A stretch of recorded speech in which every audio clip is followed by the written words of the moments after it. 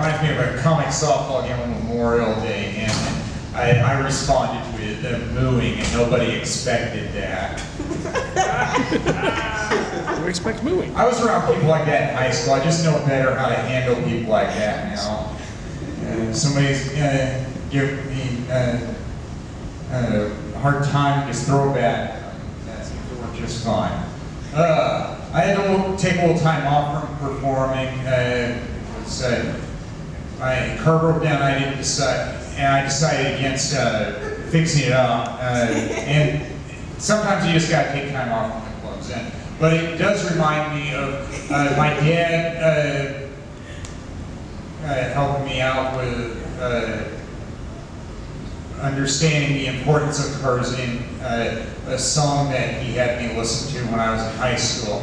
I remember saying one time was, how do you know a person's status in life is determined by the car they drive? He said, son, they've already done that song. That's called Lord Mr. Ford by Jerry Reed, the semi-driver in Smokey and the Bandit. And I found out how true that was, again, having to deal with car repairs and all that. Just the transition recently. I mean, now I remind of a quote that I understand was by Muhammad Ali when he said he tells jokes, he just tells the truth, and for some reason people think that's funny. But no, some of the lines in are priceless. Like the way he refers to status in life is the thing that amazes me, I guess, is the way we manage our man's success by the type of automobile he can afford to drive. And then, of course, the chorus, sometimes called the hook, is, Lord Mr. Ford, I just wish that you could see what your single horseless carriage has become. It seems to me your contribution to man, say the least, got a lot, and Lord Mr. Ford, what have you done? I mean, some of the things that I've done, because I like having a car, I like having a way to get around. I understand that other people do the same thing because somebody wrote a song about it. I know it wasn't easy to go through deciding not to fix up this car because I had 1 month short of 13 years. And I was telling my boss about it. He said, yeah, it's like losing a member of the family. I said, yeah, one that I can easily sell for scrap for a few $100s.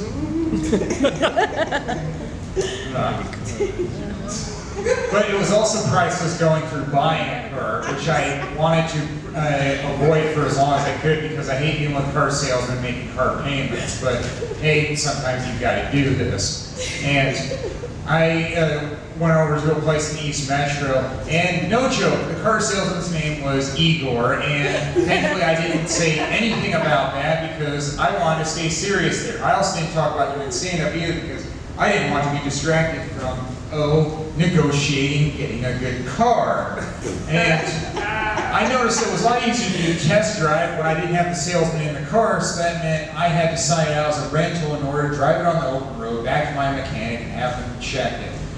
Worth it, because I had more bargaining power when it came down to negotiating. I said, I can't ignore what the mechanic told me. I like the car, but I can't ignore this. And of course, he got his boss out and said, no, I don't want to knock anything off, but I will do 100, 200. Did you say 200? Yes, deal. So yes, I can drive a hard bargain. I guess I can play a good poker game when I need to. I didn't know I had it in me. And I just picked it up tonight after getting the check from the financier or credit union. And even that was priceless because it took me a while to get over there in a cab because apparently the way cabs are ordered now is you send a text message. It's like, oh, okay. I really don't like text messages because I still have a flip phone, and that means it's a lot harder to type when you have a smaller keyboard. And it was also priceless what he said to me about how, oh yes, Ethiopian girls will be impressed with your car now. It's like, why did you just mention one group of girls out there? Is it because you're Ethiopian? My guess is probably. I'm wondering if he was trying to fix me up. I mean, he even asked if he needed to wait around until things were done. It's like, okay, don't think I need you. If I need somebody, I will just call them again like I did before. I mean, what was I supposed to say about that? I even had to help him get over there, even though he was MapQuesting the directions on his smartphone. It's like, who's the smarter one here? Do you just know how to get to and from the airport? That's all I can think of. Like, he needed help on getting to the car dealer.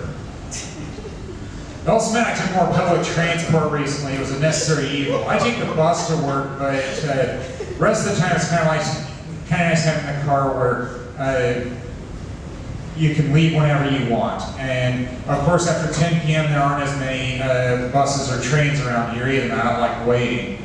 But I told myself that if I had to be on layover because of having to transfer from one form of transport to another, that I'd much rather be an MSP than downtown St. Paul, because people are less likely to steal from you there. Because it's mostly airport employees that are tired and just want to go home, like me.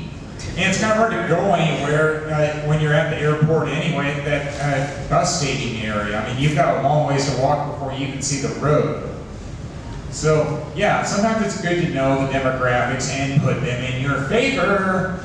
Even though somebody once said to me that I look like the type that's been fucked with and don't fuck with me in my persona. It's like, well, yes, that part is true. I was bullied at school and church, too. That's why I don't go to church much anymore. And it's like, this dude was in the Air Force and is much bigger than me. It looks like he played offensive line in football. And he's afraid of me? I don't fall on that one. And then he ended up saying that he's,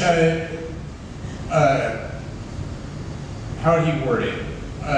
Chloroform-soaked rag away from being killed by me. It's like, yeah, that's still not lightweight, that would happen. I mean, I'm a Boy Scout Forrest Gump type. I mean,